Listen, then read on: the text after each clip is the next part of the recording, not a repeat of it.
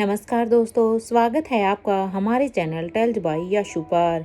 यहाँ पर आपको मिलेंगी रोचक और सस्पेंसफुल कहानियाँ। अगर आपको यहाँ पर हमारी कहानियाँ पसंद आती हैं तो कृपया करके आप हमारी वीडियोस को लाइक करें, इसको अपने दोस्तों को साथ शेयर करें और साथ के साथ अपना कमेंट करना ना भूलें। अगर आप इस चैनल पर नए हैं तो कृपया करके इसे सब्सक्राइब भी करें। आपका ज़्यादा समय न लेते हुए चलो आज की कहानी को शुरू करते हैं। पिछले एपिसोड में हम सब ने सुना था कि जहां एक तरफ धनंजय पीरामल रोहित को एक प्राइवेट रूम की तरफ लेकर चले जाते हैं तो वहीं करण गुलेरिया अनिका को। धनंजय यहां पर अपने इमोशंस को अब काफी देर से कंट्रोल किए हुए थे, लेकिन अब रोहित के सामने जाकर अब वो सीधा ही सबसे पहले रोहित को थप्पड़ मार देते हैं और फिर रोहित को गले लगा देते हैं। और अब वो यहाँ पर कहते हैं कि तुम्हें पता है तुम्हारे इस नाटक से हमारे ऊपर क्या बीती थी। इधर दूसरी तरफ करण गुलेरिया का भी यही हाल था।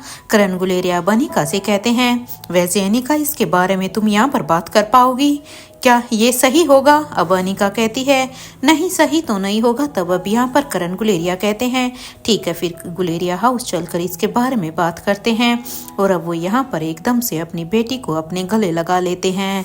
और अब करण गुलेरिया यहाँ पर उन्हें गले लगाते हुए कहते हैं, बेटा बेटा मुझे माफ़ कर दे, तेरे पापा सपने में भी कभी तुझे हर्ट नहीं करना चाहेंगे। उस समय जो कुछ भी हुआ उस समय मैं अपने होश हवास में नहीं था। मुझे नहीं पता था कि उस समय मैं क्या कर रहा हूँ और किसके लिए कर रहा हूँ। प्लीज़ प्लीज़ हो सके तो मुझे माफ़ कर देना। अब यहाँ पर अपने पापा की इस तरह से ये बातें सुनकर अब अनिका कहती है, डोंट वरी पापा, आई नो, मुझे सब पता है कि आप कभी भी मुझे हर्ट नहीं करेंगे। और वैसे भी जो हो गया सो हो गया, क्योंकि उस समय जो कुछ भी हुआ उस समय आपके भी तो बस में नहीं था ना, क्योंकि उस समय आप खुद अपने होश हवास में नहीं थे। मैं जानती हूँ अगर आप अपने होश में होते तो ऐसा कुछ भी नहीं करते। और हमें अच्छी तरह से पता था कि आपके साथ कुछ ऐसा होने वाला है, इसलिए ही यहाँ पर हमने भी टाइम रहते सब कुछ संभाल लिया। इसलिए कोई बात नहीं, जो होना था वो हो गया। अभी आप उसके बारे में इस तरह से प्लीज़ पश्चाताप मत कीजिए। जहाँ पर अनिका अब करण गुलेरिया को समझा रही थी और करण गुलेरिया यहाँ पर अपने पश्चाताप के आंसू बहा रहे थे, तो इधर दूसरी तरफ गुलेरिया हाउस में यहाँ पर तीनों ही बच्चे जब गुलेरिया हाउस के अंदर आते हैं तो उन्हें थोड़ा सा अजीब लग रहा था, क्योंकि रोहित की प्रेयर मीट के बाद ये तीनों बच्चे भी यहाँ पर आज ही आ रहे थे। तो वहीं अब स्वाति मल्होत्रा यहाँ पर आते हुए अब अपने मन में सोचती है, अगर करण ने मुझे यहाँ आने के लिए आज नहीं कहा होता ना तो मैं तो बच्चों को लेकर वापस लंदन ही चली जाती, क्योंकि यहाँ पर जो कुछ भी यहाँ पर रोहित की प्रेयर मीट के बाद हुआ था वो सब देखने के बाद तो मेरा तो यहाँ पर इस घर में इस परिवार में दोबारा कदम रखने का भी मन नहीं कर रहा था। या अगर मैं लंदन में बच्चों को लेकर नहीं जा पाती तो फिर कुछ समय के लिए मैं बच्चों को मल्होत्रा हाउस में लेकर जाती, लेकिन कसम से गुलेरिया परिवार में इन लोगों के बीच में मैं इन बच्चों को बिल्कुल भी नहीं लेकर आती। जो हाल यहाँ पर स्वाति मल्होत्रा का था वही सेम फीलिंग यहाँ पर तीनों ही बच्चों को भी आ रही थी, क्योंकि उस दिन जब रोहित की प्रेयर मीट पर जो सब इतना बड़ा एक ड्रामा हुआ था, जहाँ पर गुलेरिया परिवार के लोगों ने जो कुछ भी बोला था वो सारी ही बातें बच्चों को भी अच्छी तरह से याद थी। इसलिए उन्हें यहाँ पर आते हुए आज पहली बार अजीब लग रहा था, क्योंकि ये बच्चे हमेशा से ही गुलेरिया हाउस में आने के लिए बेचैन रहते थे, लेकिन ये पहली बार था जब वो यहाँ पर आना नहीं चाह रहे थे। यहाँ रिया अब स्वाति मल्होत्रा से कहती है, नानी माँ पता नहीं क्यों मुझे भी यहाँ पर अजीब लग रहा है, मेरा मन नहीं कर रहा यहाँ इस घर में जाने का। रिया की इस बात को समझते हुए स्वाति मल्होत्रा अब सिचुएशन को अच्छी तरह से समझ रही थी, क्योंकि जो हाल यहाँ पर रिया का था सेम वही फीलिंग स्वाति मल्होत्रा को भी आ रही थी।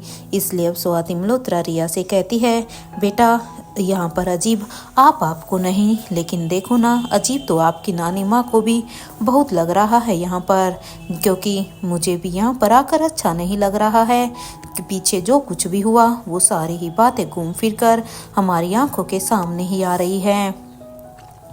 अब ये लेकिन क्योंकि आपके नानू ने हमें यहाँ आने के लिए बोला है, इसलिए हम यहाँ पर आए हैं। एनीवे रिया, हम कोशिश करते हैं अपने आप को यहाँ पर फिर से ढालने की। यहाँ पर अब जैसे ही वो सभी अभी अंदर हॉल में बातें करते हुए आते हैं, तो वहीं आकाश गुलेरिया जब सभी को वहाँ पर देखता है तो उसके चेहरे पर एक स्माइल आ जाती है, क्योंकि आकाश को इन लोगों के ऐसे सडनली आने के बारे में पता नहीं था।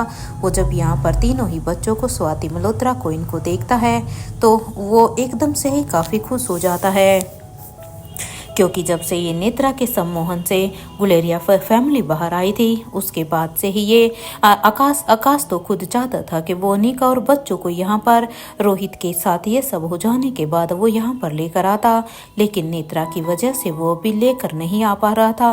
लेकिन इस तरह से अचानक बच्चों को वहाँ पर देखकर अब आकाश बहुत ही खुश था, और वो यहाँ पर इतना खुश हो जाता है कि अब वो सभी को आवाज़ लगाने लग जाता है।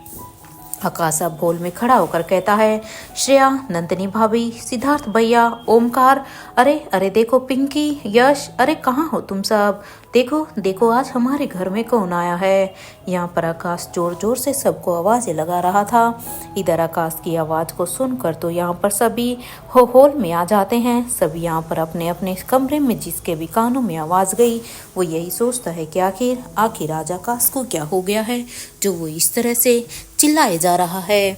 तो वहीं आकाश गुलेरिया अब यहाँ पर बच्चों को देखकर जल्दी से दौड़कर अब वो बच्चों की तरफ जाते हैं, और अब वो यहाँ पर बच्चों को जैसे ही हक करने वाले थे कि तभी आकाश गुलेरिया को इस तरह से अपनी तरफ बढ़ता हुआ देखकर यहाँ पर तीनों के तीनों बच्चे ही अब अपने कदमों को एकदम से पीछे कर लेते हैं, जिन्हें देखकर तो यहाँ पर आकाश को भी बहुत ही हैरानी हुई थी। लेकिन वो अच्छी तरह से जानता था कि बच्चे उस इंसिडेंट को अभी तक भूले नहीं हैं, इसलिए बच्चों का इस तरह से उनसे पीछे हटना लाजमी था। इधर बच्चों को ऐसे पीछे हटकर देखकर तो यहाँ पर जो हाल आकाश था, सेम वहीं बाकी लोगों का भी था, क्योंकि जितने भी लोग वहाँ पर थे वो समझ गए थे कि आखिर बच्चे ऐसा क्यों कर रहे हैं। यहाँ सभी को बुरा जरूर लगता है, लेकिन उन्हें पता था कि बच्चे भी अपनी जगह पर गलत नहीं है, क्योंकि बच्चों के साथ जो कुछ भी हुआ, अरे बच्चों को अपने डैड की मौत के बाद जो कुछ भी इन लोगों से सुनने को मिला, उसके बाद कि ये सब करना लाजमी था, इसलिए इसमें बच्चों की कोई भी गलती नहीं है। इसलिए अब यहाँ पर आकाश अब पिंकी और यश को कहता है, तुम दोनों अपने भाई बहन को उनके रूम में लेकर जाओ। देखो ये थक गए होंगे, क्योंकि आकाश अब जान गया था कि बच्चे अब उसकी बात नहीं सुनेंगे, इसलिए अब उसने सिचुएशन को संभालते हुए यश और पिंकी को ही उन्हें उनके कमरे में लेकर जाने के लिए कहा। इधर जैसे ही पिंकी ने ये सुना तो ये सुनते ही अब पिंकी कहती है, चलो रिया, तुम्हें पता है यहाँ पर लतिका भी आई हुई है, क्या तुम्हें लतिका के बारे में पता है? इधर रिया ने जैसे ही पिंकी के मुंह से लतिका के बारे में सुना तो रिया की आंखों में तो फिर से एक चमक आ गई थी, इसलिए अब वो एक्साइटेड होते हुए कहती है, सच में पिंकी, मेरी बेस्ट फ्रेंड यहाँ पर आई है। वाओ, फिर तो बहुत ही मजे करेंगे, क्योंकि मैंने नहीं सोचा था कि मेरी बेस्ट फ्रेंड भी यहाँ पर हैं। यहाँ रिया की अब ये बात सुनकर अब आर्यन उसे धीरे से कहता है, रिया, तुम मासी के बारे में देखो, लतिका को कुछ भी मत बताना कि मासी के साथ क्या हुआ है, वरना जब लतिका को अब मासी के बारे में सब कुछ पता चलेगा तो वो उदास हो जाएगी। अब यहाँ पर आर्यन की ये बात सुनते ही अब रिया कहती है, हाँ, मैं तो भूल ही गई थी। चलो आर्यन, तुमने मुझे याद दिला दिया। एनीवे चलो, यहाँ अब रिया पिंकी के साथ चली जाती है, तो वहीं यश आर्यन और अलेक्जेंडर को अपने साथ लेकर उनके रूम में जाने लगता है। और यहाँ अब स्वाति मल्होत्रा, जो कि अभी बच्चों को जाते हुए ही देख रही थी, अब स्वाति मल्होत्रा ने देखा कि जब बच्चे चले गए हैं तो वो यहाँ पर स्वाति मल्होत्रा बेकटोन के साथ आकाश से कहती है, आकाश, अगर तुम्हारी परमिशन हो तो क्या मैं करण गुलेरिया के रूम में जा सकती हूँ, क्योंकि अब तुम ही तो हेड ऑफ द फैमिली हो ना गुलेरिया परिवार के। स्वाति मल्होत्रा ने ये बड़े ही टोन के साथ कहा था, क्योंकि स्वाति मल्होत्रा भी प्रेयर मीट वाले दिन आकाश का वो रूप नहीं भूल पाई थी। इधर स्वाति मल्होत्रा के मुंह से ये सुनते ही अब आकाश अपनी नजरों को शर्मिंदगी से झुका लेता है, क्योंकि वो जानता था उस दिन उसने जो कुछ भी किया था वो बहुत ही गलत था। और अब वो अपनी नजरों को झुकाते हुए अब स्वाति मल्होत्रा से कहता है, क्यों क्यों शर्मिंदा कर रही हैं आप हमें?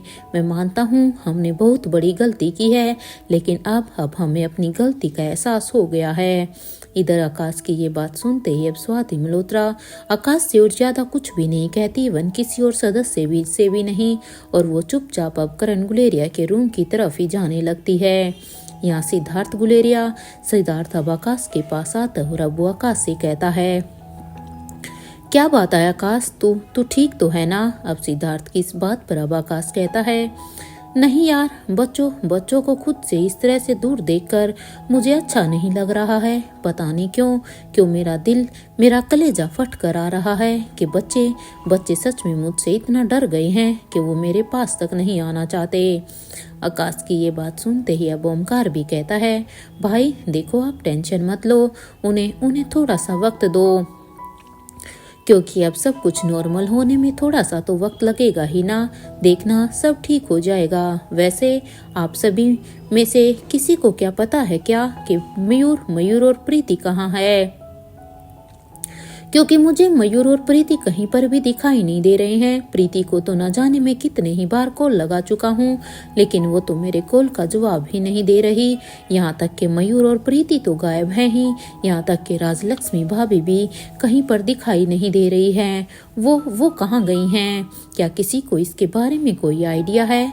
अब ओमकार की इस बात पर अब नंदिनी कहती है, राजलक्ष्मी तो हॉस्पिटल से फोन आया था कि हॉस्पिटल में कोई इमरजेंसी आई है, इसलिए राजलक्ष्मी तो उस इमरजेंसी को हैंडल करने के लिए गई है। लेकिन हाँ, मयूर और प्रीति, उनका मुझे कोई भी आइडिया नहीं है, क्योंकि वो भी मुझे सुबह से कहीं दिखाई ही नहीं दिए हैं। अब यहाँ पर उस नंदिनी की इस बात पर अब आकाश कहता है, लेकिन कहाँ जा सकते हैं वो? क्योंकि अगर वो किसी को भी नहीं दिखे तो इसका मतलब वो यहाँ पर घर पर ही नहीं है, लेकिन ऐसे बिना बताए कहाँ जा सकते हैं? या ओमकार अब कुछ देर तक सोचने के बाद अब ओमकार कहता है, हो सकता है कि ये दोनों हमारी बहन आलिशा को दिल्ली घुमाने के लिए गए हों, क्योंकि देखो ना, आलिशा भी तो नजर नहीं आ रही है। कहीं ऐसा तो नहीं है कि हम सब लोग लेट उठे और वो सुबह जल्दी ही आलिशा को लेकर चले गए हों। और वैसे भी आलिशा के कमांडर इन चीफ और उनके सिक्योरिटी गार्ड भी तो दिखाई नहीं दे रहे हैं। मुझे तो ये सब लोग ही घर से गायब लग रहे हैं। यहाँ पर अब उसकी इस बात पर अब आकाश कहता है, हाँ हो तो सकता है, क्योंकि अगर ये लोग भी यहाँ पर नहीं हैं तो जरूर वो उन्हीं के साथ गए होंगे। एनीवे, मैं एक बार आलिशा को ही कॉल लगाता हूँ। ये कहते हुए ही आकाश गुलेरिया अब अपने फ़ोन से सीधा ही आलिशा को कॉल लगा देते हैं, ताकि उन्हें पता चले कि क्या सच में मयूर और प्रीति उन्हीं के साथ हैं। और वैसे भी आलिशा जब यहाँ पर रुकी हुई थी तो वो सुबह से यहाँ पर क्यों नजर नहीं आई? तो इधर कुछ ही देर की रिंग के बाद जब सामने से हेलो की आवाज आती है तो इस आवाज को सुनकर तो आकाश एकदम से ही हैरान हो जाता है। और अब इस आवाज को सुनकर अब आकाश कहता है, कौन बोल रहे हैं आप? ये तो आलिशा का फोन है ना? अब आकाश ने ये कहा ही था कि उसकी इस बात पर अब उसे सामने से आवाज आती है, मैं बोल रहा हूँ, आलिशा का फोन मेरे पास है। इधर ये सुनते ही अब आकाश ने अब उस शख्स की आवाज को पहचान लिया था। और अब आकाश सीधे ही कहता है कि राजीव चाचा आप, लेकिन आलिशा का फोन आपके पास कैसे आया? आलिशा कहाँ पर है? वो ठीक तो है ना? और मयूर और प्रीति क्या वो भी आलिशा के साथ ही हैं? और सबसे बड़ी बात कि आप हैं कहाँ पर? आपका फोन क्यों नहीं लग रहा था? अरे मैंने काफी वक्त से मैं आपको फोन ट्राई कर रहा था, लेकिन इतने दिनों से आपका फोन ही नहीं लग रहा था। कहाँ हैं आप? और आलिशा कहाँ पर है? देखिए, मुझे सच बताइए, वो सब ठीक तो है ना? इधर आकाश की ये सारी ही बातें सुनकर अब राजीव अब उसे सारी ही बातें बता देता है कि कैसे वो लोग भीमेश्वरी गांव में गए थे और वहां जाने के बाद कैसे कैसे आलिशा ने राजीव के ऊपर हो रही वार को अपने ऊपर ले लिया और किस तरह से आलिशा जख्मी हो गई और वो अभी ओटी में है, अभी अभी उसका ऑपरेशन हुआ है। और ये सारी ही बातें अब राजीव गुलेरिया आकाश को बता देते हैं।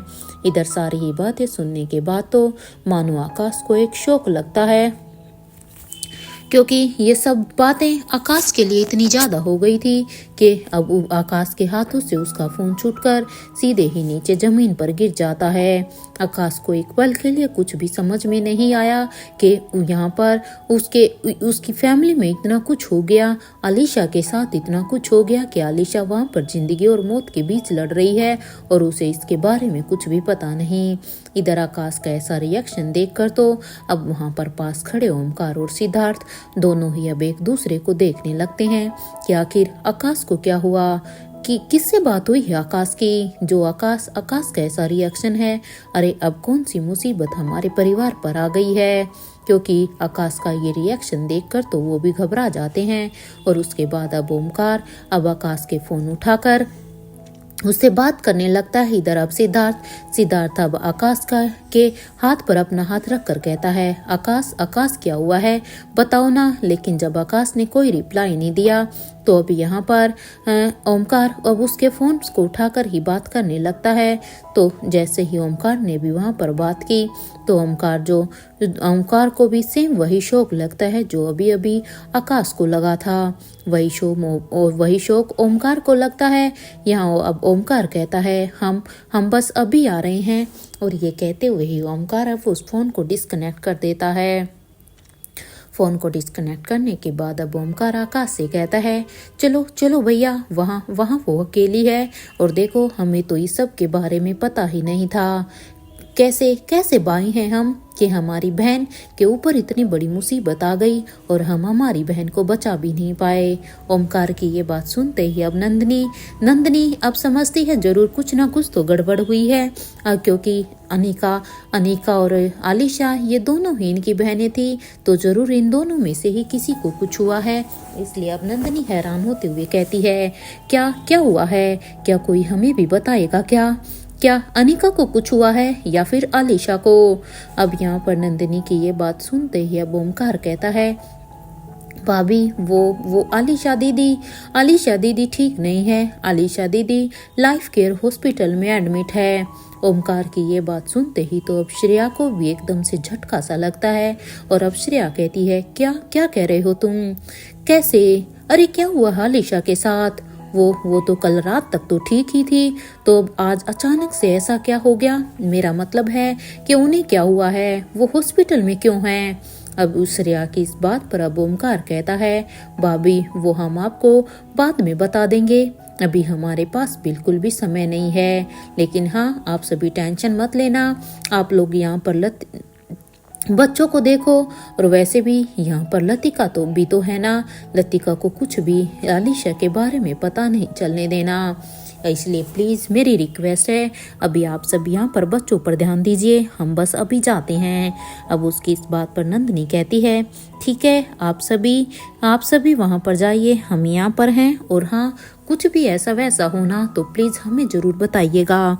अब नंदिनी की इस बात पर अब सिद्धार्थ कहता है, ठीक है। और यहाँ पर ये कहने के बाद ओमकार, आकाश और सिद्धार्थ ये तीनों ही अभी जल्दी से अपने पार्किंग एरिया की तरफ बढ़ जाते हैं और इधर अब वो एक गाड़ी में बैठकर अब सीधे ही गाड़ी को लाइफ केयर हॉस्पिटल के लिए निकल जाते हैं। तो वहीं यहाँ पर अब नंदिनी इन तीनों के जाने के बाद कहती है, श्रेया चलो हम भी बच्चों के पास जाते हैं, पता नहीं वो सभी क्या कर रहे होंगे, क्योंकि एक तो लतिका को हमें कुछ भी पता नहीं चलने देना है, और दूसरा रिया आर्यन और अलेक्जेंडर वो भी एक ऐसे इन्वायरमेंट के बाद यहाँ पर आए हैं, पता नहीं वो भी बेचारे क्या सोच रहे होंगे, उनका यहाँ पर मन भी लग रहा होगा या नहीं, इसलिए चलो हमें अभी बच्चों के साथ ही होना चाहिए।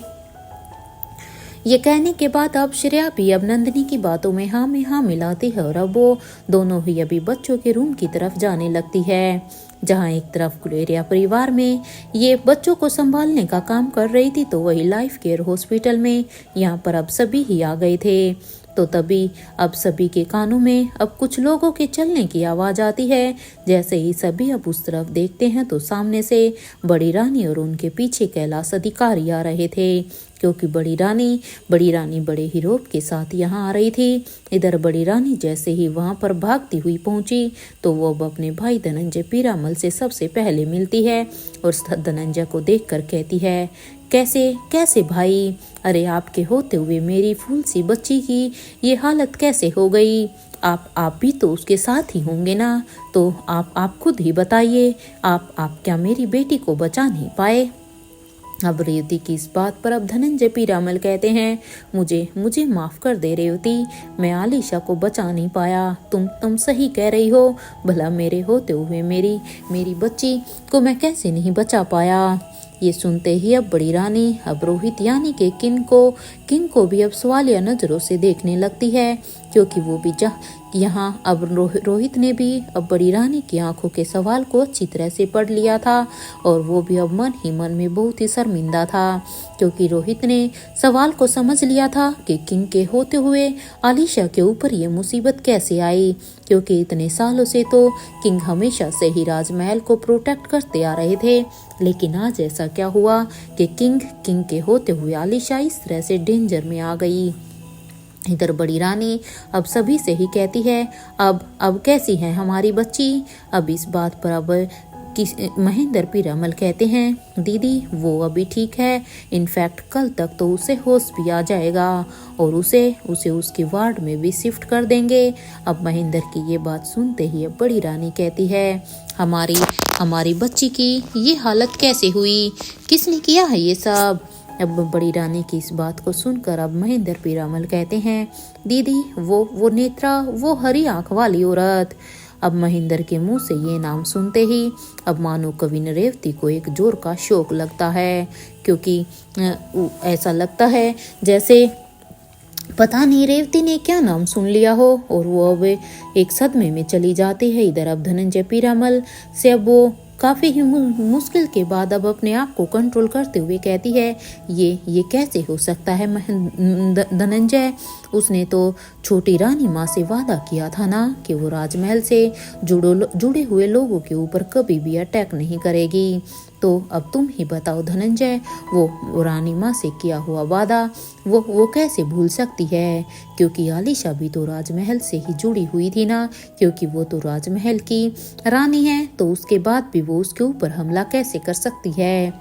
रेवती की इस बात पर अब महेंद्र पीरामल कहते हैं, तुम उसे जानती नहीं हो क्या दीदी? अरे वो कैसी है? अरे वो तो बचपन से ही ऐसी थी, क्या वो कभी किसी की हुई है? अरे वो सरफिरी किसी की सगी नहीं हो सकती, तो बताओ वो हमारी कैसे होगी? वो ऐसे किसी भी वचन, किसी भी वायदे को कुछ भी नहीं समझती। अगर वो इतनी ही वायदे की पक्की होती तो आज यहाँ पर आलिशा की ये हालत नहीं होती। अब यहाँ पर महेंद्र की ये बात सुनते ही अब बड़ी रानी अब रोहित से कहती है, हमें आपसे यहाँ से जाने के बाद अकेले में कुछ बात करनी है। अब बड़ी रानी की इस बात पर अब रोहित कहता है, जी बिल्कुल। यहाँ बड़ी रानी भी अब रोहित को ये कहने के बाद अब दरवाजे के पास जाकर अब ग्लास विंडो से कविन आलिशा को ही देख रही थी। यहाँ पर कविन आलिशा के चेहरे के ऊपर यहाँ पर ऑक्सीजन मास्क लगाया हुआ था, इसलिए ऑक्सीजन मास्क के साथ वहाँ पर आलिशा बेड पर लेटी हुई थी। इधर अपनी बेटी को इस तरह से एक निर्जीव सी अवस्था में देखकर अब बड़ी रानी की आंखों में से आंसू आ जाते हैं। तो वहीं धनंजय पीरामल अब उनकी इस हालत को देखकर अब उनके पास आकर कहते हैं, रेवती तुम चिंता मत करो, देखो आलिशा ठीक है, अब वो खतरे से बाहर है और वो जल्द ही ठीक होकर हम लोगों के साथ बिल्कुल नॉर्मल हो जाएगी। कल तक तो वो तुमसे बोलने भी लगेगी रेवती, इसलिए देखो तुम अभी ज़्यादा चिंता मत करो।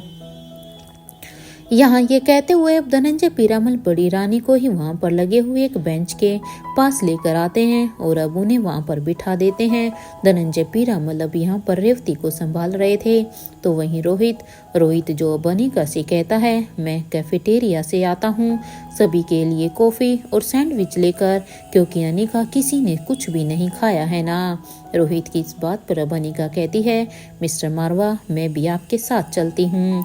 यहाँ पर ये कहते हुए ये अनिका और रोहित दोनों ही अब कैफेटेरिया की तरफ जाने लगते हैं। तो वहीं यहाँ पर अब कैलाश अधिकारी वहीं पर ही खड़े हुए थे और उन्हें कविनालिशा को ऐसे देखकर सच में बहुत ही बुरा लग रहा था, क्योंकि कैलाश अधिकारी को भी जब इसके बारे में पता चला था तो उसे भी एक शौक लगा था। वहाँ अनिका और रोहित दोनों ही अब एक टेबल पर कैफेटेरिया में जाकर बैठते हैं। यहाँ रोहित अब एक चैन की सांस लेता है कि तभी अचानक से उसे कुछ याद आता है और अब रोहित अनिका से कहता है, अनिका नेत्रा कहाँ है, नेत्रा के साथ क्या किया। ये सुनते ही अब अनिका कहती है, पता नहीं मिस्टर मारवा, क्योंकि आलिशा को देखने के चक्कर में नेत्रा का तो ख्याल ही नहीं आया। लेकिन हाँ, आप चिंता मत कीजिए, वहाँ पर हमारे लोग हैं ना, वो सब कुछ ठीक करके ही आएंगे, इसलिए घबराने की कोई भी बात नहीं है। उनके द्वारा हमें नेत्रा के बारे में भी पता चल जाएगा। अनिका की इस बात पर अब रोहित कहता है, अनिका क्या लगता है तुम्हें, क्या वो मर चुकी होगी। ये सुनते ही अब अनिका एक गहरी सोच में चली जाती है। तो वहीं अब एक स्टाफ अब रोहित और अनिका के लिए कॉफ़ी और सैंडविच लेकर आता है। यह रोहित अब उसे कुछ सैंडविच और कॉफ़ी को पैक करने के लिए भी कहता है, क्योंकि वहाँ पर ओटी के बाहर जितने भी वहाँ पर लोग थे उन सब के लिए रोहित कॉफ़ी और सैंडविच लेकर जाता है। यानी का अब अपनी ही गहरी सोच में थी कि तभी उसे अब रोहित कहता है, अभी अपने दिमाग को शांत रखो अनिका, कुछ खा लो, क्योंकि देखो जब तक कुछ खाओगे नहीं तब तक तुम्हारी भी हेल्थ खराब हो सकती है। प्लीज अनिका अभी इन सब बातों को एक साइड रखो। ये कहते हुए ही रोहित अब अनिका के मुंह के पास सैंडविच को लेकर जाता है। तो वहीं अनिका भी अब उस सैंडविच का एक बाइट लेते हुए अब उसे अपने हाथ में पकड़ लेती है और अब वो साथ में ही कॉफ़ी पीने लगती है। यहाँ पर अनिका और रोहित दोनों भी एक दूसरे से इधर उधर की ही बातें कर रहे थे और इधर कुछ ही देर के बाद यहाँ पर वो दोनों अब, क्योंकि अब तक उस स्टाफ ने उन बाकी के लोगों के लिए भी कॉफ़ी और सैंडविच को पैक कर दिया था, इसलिए अब वो उनके लिए भी कॉफ़ी और सैंडविच को लेकर वार्ड की तरफ जाने लगते हैं। इधर कुछ ही देर के वॉकिंग डिस्टेंस के बाद जब वो दोनों वहाँ पर पहुँचते हैं तो वहाँ पर आकाश, ओमकार और सिद्धार्थ को देखकर वो दोनों ही अब हैरान हो जाते हैं। पहले तो वो उन्हें वहाँ देखते हैं और उसके बाद वो एक दूसरे को देखने लगते हैं। तो वहीं जब आकाश की नज़र रोहित मारवा पर जाती है तो उसे देखकर तो अब आकाश को एक जोर का झटका लगता है और उसके मुंह से सहसा ही निकल जाता है, रोहित मारवा। जहां आकाश रोहित के जिंदा होने का झटका आकाश को लगता है तो वहीं उसे दूसरा झटका कॉमन रूम से आ रहे करण गुलेरिया को देखकर लगता है, क्योंकि आकाश को तो अब तक यही लग रहा था कि रोहित को मारने के बाद करण गुलेरिया तो जेल की सलाखों के पीछे हैं, इसलिए आकाश के लिए तो यहाँ पर हॉस्पिटल में आने के बाद डबल झटके हो गए थे। एक रोहित को जिंदा देखकर, दूसरा अपने पापा को यहाँ पर हॉस्पिटल में देखकर और अनिका साथ के साथ अनिका को भी ऐसे नॉर्मल देखकर तो अब आकाश को कुछ समझ में ही नहीं आ रहा था कि आखिर ये सब हो क्या रहा है। यहाँ पर आकाश को ऐसे देखकर अब ओमकार कहता है, क्या हुआ है आकाश। इस बात पर जब आकाश कोई भी जवाब नहीं देता तो वहीं आकाश की नजरों का पीछा करते हुए ओमकार भी जब उस तरफ देखता है जहाँ पर आकाश देख रहा था तो अब सेम यही हाल ओमकार का भी था, क्योंकि ओमकार को भी एक इतना ही बड़ा शौक लगता है और वो कभी स्माइल करता है तो कभी एकदम से ही उदास होता है तो कभी कंफ्यूज होकर अपने सिर को खुजाने लगता है। और अब यहाँ पर ओमकार को देखकर ऐसा लग रहा था कि ओमकार यहाँ पर अपने बहुत सारे मिक्स्ड इमोशंस के साथ खड़ा हुआ था। ओमकार को कुछ भी समझ में नहीं आ रहा था, वो यहाँ पर हंसे, रोए या क्या करे। तो यही हाल यहाँ पर सिद्धार्थ का भी था। करण गुलेरिया अब वहां पर आ जाते हैं और वहां आने के बाद अब उनसे कहते हैं अपने इमोशंस बदल लो, सारी बातें हम गुलेरिया हाउस में ही चल कर करेंगे, अभी के लिए बस इतना ही काफ़ी है कि रोहित ठीक है और रोहित सही सलामत है। वैसे बच्चे कैसे हैं? करण की ये बात सुनते ही अब आकाश अपने सेंस में आता है और अब वो कहता है हाँ वो गुलेरिया हाउस में सेफली पहुंच गए हैं, आप चिंता मत कीजिए, वहाँ पर नंदनी और श्रेया है उनके लिए। वैसे आलिशा कैसी है? आकाश की इस बात पर अब करण गुलेरिया कहते हैं आलिशा अब ठीक है, कल तक उसे होश आ जाएगा, आओ बैठो यहाँ पर। यहाँ रोहित और अनिका भी अब तक सभी के लिए कॉफ़ी और सैंडविच वहाँ पर ला कर रखते हैं और अब वो बारी बारी से सबको देते हैं। तो बड़ी रानी को जब यहाँ पर वो लोग कॉफ़ी और सैंडविच दे रहे थे तो बड़ी रानी ने उन्हें लेने से मना कर दिया। तो वहीं धनंजय पीरामल अब उन्हें लेकर अब अपनी बहन को कॉफ़ी और सैंडविच देते हुए कहते हैं प्लीज़ रेवती थोड़ा सा खा लो। देखो रेवती, मुझे पता है जब से तुमने आलिशा के बारे में सुना होगा तब से तुमने कुछ भी नहीं खाया होगा, इवन पानी तक भी नहीं पिया होगा, तो प्लीज़ मेरे लिए थोड़ा सा खा लो। जहाँ एक तरफ धनंजय रेवती को खाने के लिए मना रहे थे तो वहीं दूसरी तरफ महेंद्र और करण भी राजीव को कुछ खाने के लिए कह रहे थे, क्योंकि राजीव भी यहाँ पर एक निवाला तक अंदर लेने के लिए तैयार नहीं था। जो हाल यहाँ पर रेवती का था उससे सेम वैसा ही हाल यहाँ पर राजीव गुलेरिया का भी हो रहा था। इधर नेक्स्ट डे मॉर्निंग मारवा हाउस में अब तक सभी को ही रोहित के जिंदा होने की खबर मिल चुकी थी, क्योंकि लाइफ केयर हॉस्पिटल यहाँ पर रोहित का ही था, इसलिए अब तक यहाँ से मारवा हाउस में भी खबर पहुंच चुकी थी कि रोहित मारवा जिंदा है।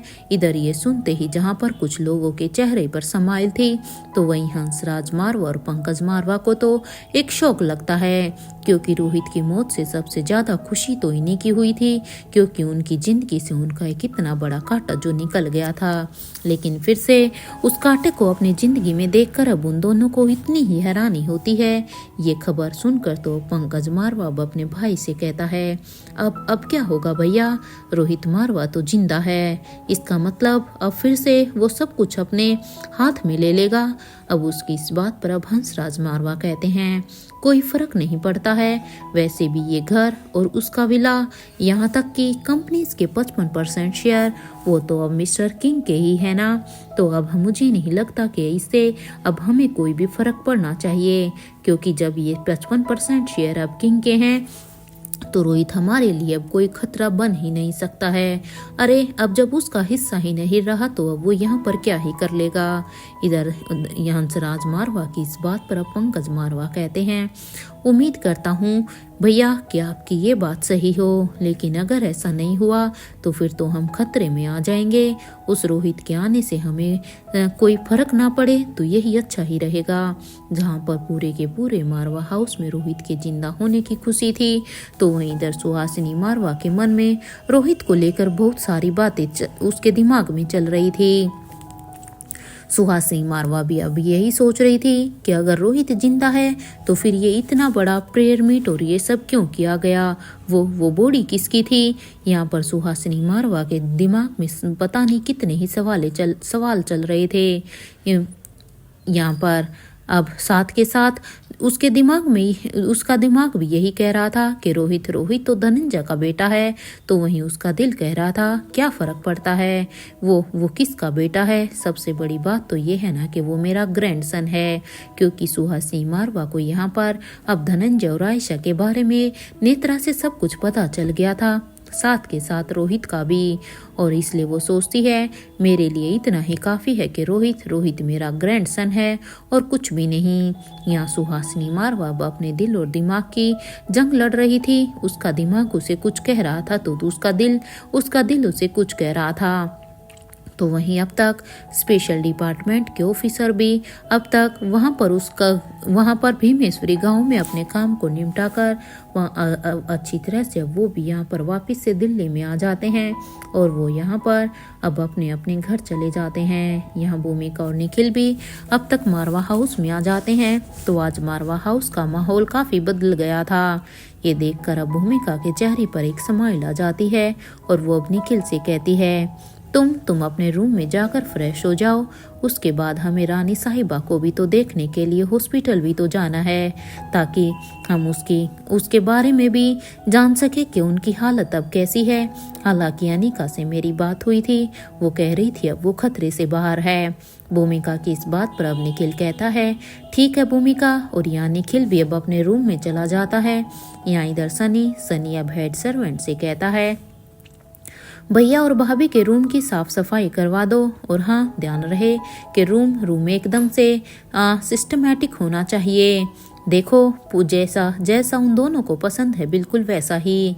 सनी की ये बात सुनते ये हेड सर्वेंट कहते हैं, जी सर। सनी को आज सच में बहुत ही खुशी हो रही थी, क्योंकि वो अब अपने भाई से मिलने के लिए अब रोहित का बेसब्री से इंतजार कर रहा था, क्योंकि जब से सनी को भी रोहित के बारे में पता चला था, सनी भी काफी टूट गया था। लेकिन आज अपने भाई को जिंदा होने की खबर को सुनकर अब सच में सनी फूला नहीं समा रहा था। इसलिए यहाँ पर अब वो रोहित और अनिका के कमरों को अपनी तरफ से रोहित और अनिका के कमरे को अच्छी तरीके से साफ करा खुशी करा रहा था। लेकिन उसे पता था कि उसका भाई अभी हॉस्पिटल में बिजी है। इधर लाइफ केयर हॉस्पिटल में कविना आलिशा को अभी यहाँ पर स्पेशल वार्ड में शिफ्ट कर दिया गया था। यहाँ राजीव गुलेरिया और आकाश उसके वार्ड में जाना चाहते थे, लेकिन बड़ी रानी वहाँ पर आलिशा के वार्ड में ही थी, तो इसलिए बड़ी रानी को वहां पर देखकर अब उन दोनों ने अपने कदमों को वहीं दरवाजे तक ही रोक लिया। यहाँ बड़ी रानी अब आलिशा के पास बैठकर बस उसे ही एक सांस देके जा रही थी। इधर आकाश अब यहाँ पर बाहर सभी से ही कहता है कि ऐसा कीजिए, आप सभी जाकर अभी रेस्ट कर लीजिए, क्योंकि कल से आप लोग यहाँ पर हैं। अब हम लोग यहाँ पर सब कुछ संभाल लेंगे, क्योंकि ये अब आप लोगों की बारी है। अब आप रेस्ट करने के लिए जाइए। अगर आप ऐसे ही यहाँ पर रहेंगे तो फिर तो आप लोगों की भी हेल्थ खराब हो जाएगी। इधर ये आकाश की ये बात सुनते ही अब महेंद्र पीरामल भी कहते हैं, हाँ आकाश सही ही तो कह रहा है राजीव, ऐसा कर तू भी चल, देख तू भी चल और तू भी थोड़ा सा आराम कर ले, क्योंकि कल से मैं तुझे देख रहा हूँ, तू बस इधर से उधर ऐसे ही चक्कर काटे जा रहा है, ना तूने कुछ खाया है ना कुछ पिया है। इधर महेंद्र की ये बात सुनते ही अब राजीव गुलेरिया कहता है, महेंद्र मेरी बच्ची आज जिस हालत में है ना, वहाँ पर मुझे होना चाहिए था, क्योंकि वो चोट मेरे लिए थी ना कि मेरी बच्ची के लिए। अरे आज तक उसने कभी मुझे पापा तक भी नहीं कहा है, लेकिन हाँ मुझे पापा ना कहने के बाद भी उसने एक बेटी के सारे ही फर्ज को निभाया है। और देख एक मैं कैसा बदनसीब बाप हूँ, एक पिता होने के नाते मैं अपनी बेटी के लिए कुछ कर ही नहीं पाया, और वो मेरे लिए इतना कुछ कर गई कि मेरी आई हुई मौत को अपने ऊपर ले गई। राजीव की ये बात सुनकर अब जहाँ पर महेंद्र भी काफ़ी दुखी हो गए थे, और इधर धनंजय पीरामल भी एक बाप होने के नाते उसका दर्द अच्छी तरह से समझ रहे थे। तो वो धनंजय पीरामल अब राजीव के पास आते हैं और अब वो राजीव से कहते हैं, तुम अभी खुद को शांत करो राजीव, मेरे ख्याल से बच्चे बिल्कुल सही कह रहे हैं, अभी यहाँ से चलते हैं। अब धनंजय की ये बात सुनते ही अब राजीव कहता है, देख धनंजय, मैं यहाँ से कहीं भी नहीं जाऊँगा, जब तक उसे होश नहीं आ जाता है तब तक मैं यहाँ से कहीं भी नहीं जाने वाला हूँ, चाहे कितना भी समय क्यों ना लग जाए। ये सभी अभी बार बातें ही कर रहे थे कि तभी वहाँ पर अब अंदर बड़ी रानी अब आलिशा को ही देख रही थी कि तभी अब बड़ी रानी को एहसास होता है कि यहाँ पर अब आलिशा की उंगली अब थोड़ा थोड़ा हिल रही थी।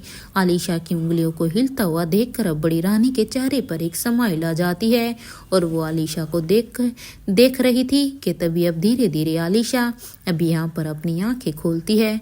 तो सामने अब यहाँ पर जैसे आलिशा ने थोड़ी थोड़ी अपनी आंखें खोली तो अपनी माँ का धुंधला सा चेहरा देखकर अब वो उसे समझ में ही नहीं आता कि वो कहाँ पर है।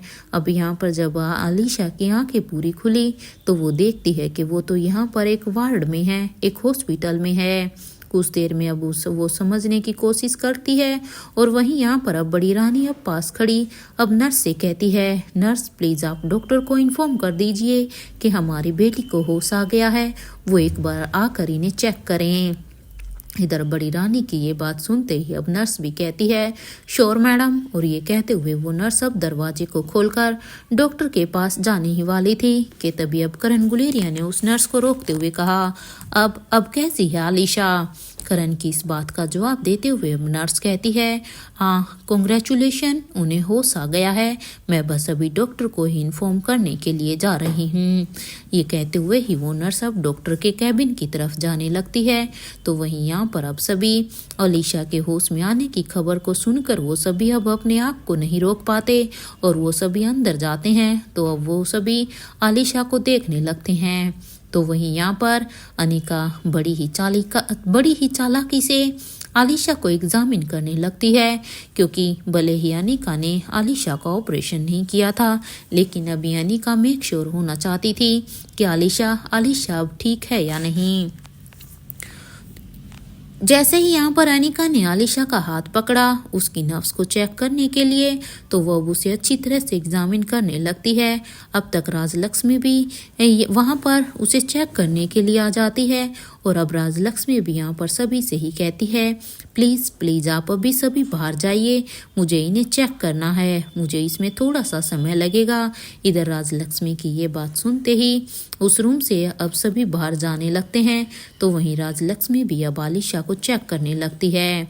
एक तरफ जहां पर आलिशा को होश आ चुका था, तो इधर दूसरी तरफ पेरिस में बूढ़े किंग के पैलेस में कुछ फाइटर अंदर आ रहे थे। तो उन्हें देखकर अब फर्स्ट फ्लोर से ही किंग कहते हैं, क्या हुआ, सब ठीक तो है ना, तुम इस तरह से क्यों आ रहे हो। अब किंग की इस बात पर अब एक फाइटर कहता है, किंग हमें फाइट में उतरने की जरूरत ही नहीं पड़ी, क्योंकि युवराज और अनिका मैडम ने मिलकर ही वहां पर सब कुछ संभाल लिया, इसलिए हमें वहां पर कुछ भी नहीं करना पड़ा। लेकिन हाँ बस एक वक्त के लिए हमें लगा था कि शायद अब हमें इस फाइट में उतरना होगा, जब युवराज अपना मास्क हटाने ही वाले थे, लेकिन महारानी ने उस समय सब कुछ संभाल लिया। और हाँ, किंग आर्यन बाबा ने भी अच्छी परफॉर्मेंस दी है। अब अपने फाइटर की ये बात सुनते ही किंग कहते हैं, तुम लोगों के हिसाब से तुम्हारे आर्यन बाबा टेस्ट में फेल हुए या पास। किंग की इस बात पर अब वो एक फाइटर कहता है, किंग हमारे हिसाब से तो वो पास हुए, क्योंकि अब हम उन्हें मॉडरेट लेवल की ट्रेनिंग देना शुरू करेंगे। अब यहाँ पर उनकी ये बात सुनते हुए अब किंग कहते हैं, तुमने अभी कहा था कि यहाँ पर तुम्हारे युवराज अपना मास्क उतारने वाले थे, वो क्या बात थी। अब यहाँ पर अब एक फाइटर कहता है, हाँ क्योंकि उस हरी आंख वाली औरत ने कविन आलिशा को वहाँ पर वो मारना चाहती थी, और उन्होंने यहाँ पर एक कंडीशन रख दी थी, जिसके चलते किंग आलिशा को बचाने के लिए अपना मास्क उतारने के लिए तैयार हो गए थे। लेकिन किंग सबसे अच्छी बात तो ये रही कि उस समय महारानी आ गई और महारानी ने आकर युवराज को ये सब करने से रोक लिया। अब यहाँ पर किंग कहता है, ठीक है, वैसे भी आर्यन ने बलबीर से एक बहुत ही अच्छी ट्रेनिंग ली है, तुम अभी अब अपना काम करो। इस बात पर अब वो फाइटर कहते हैं, ओके किंग, और हाँ वो आपकी स्टैचू वो अभी मारवा हाउस में है, उसने हमें मैसेज दिया है कि अभी उसका टास्क इनकम्प्लीट है, जब तक उसका टास्क कंप्लीट नहीं हो जाता तब तक वो यहाँ पर वापस नहीं आएगी। अब उस फाइटर की इस बात पर अब किंग कहते हैं, ठीक है। यहाँ किंग अभी अपने रूम की तरफ जाने लगते हैं, तो वहीं वो फाइटर अभी अपने काम में बिजी हो जाते हैं। इधर कुछ देर के बाद किंग जब अपने रूम में आ जाते हैं, तो यहाँ पर अब किंग यही सोचते हैं कि आखिर कौन है ये महारानी, आखिर कौन है जो वहां पर उस लड़ने के लिए आई, वो जिसके ऊपर मेरी अनंता ने इतना भरोसा जताया है, क्योंकि ये तो पूरी तरह से तय है कि मेरी अनंता अब इस दुनिया में रही नहीं है। लेकिन हाँ, उसने अपनी लेगेसी किसको दी है, जो भी महारानी का सारा कार्यभार संभाल रही है, उसके पीछे का चेहरा कौन है। उसने भी अपने फर्ज को यहाँ पर पूरी ईमानदारी के साथ निभाया है, मेरी नज़र से ये बात कैसे बच सकता है। है, कौन है महारानी? अरे ये बात तो मुझे तभी ही सोचना चाहिए था ना, जब मैंने यहाँ पर मल्होत्रा फार्मेसी की सारी ही दवाइयों को बैन कर दिया था। लेकिन महारानी की वजह से ही वो सारी की सारी फिर से महारानी की वजह से ही मल्होत्रा फार्मेसी को उस वक्त बचाया गया था। मुझे यही लग रहा है कि वहाँ पर आलिशा का नाम तो बस वैसे ही आया था, क्योंकि महारानी ने ही ये सब किया है। कौन है ये महारानी? और वैसे भी किंग क्यों मास्क उतारने के लिए तैयार था? मुझे वहाँ पर एक्चुअल में क्या कुछ हुआ है, वो सारी की सारी बातें मुझे बस एक बार मेरी स्टैचू आ जाए उसके द्वारा ही मुझे पता चलेंगी, क्योंकि एक मेरी स्टैचू ही है जो मुझे वहाँ का पूरा दृश्य दिखा सकती हैं। एक बार बस उसके बाद एक बार वो आ जाए, उसके बाद ही शायद मैं उस महारानी की झलक को देख पाऊँ और शायद मैं पता लगा पाऊँ कि आखिर ये महारानी कौन है।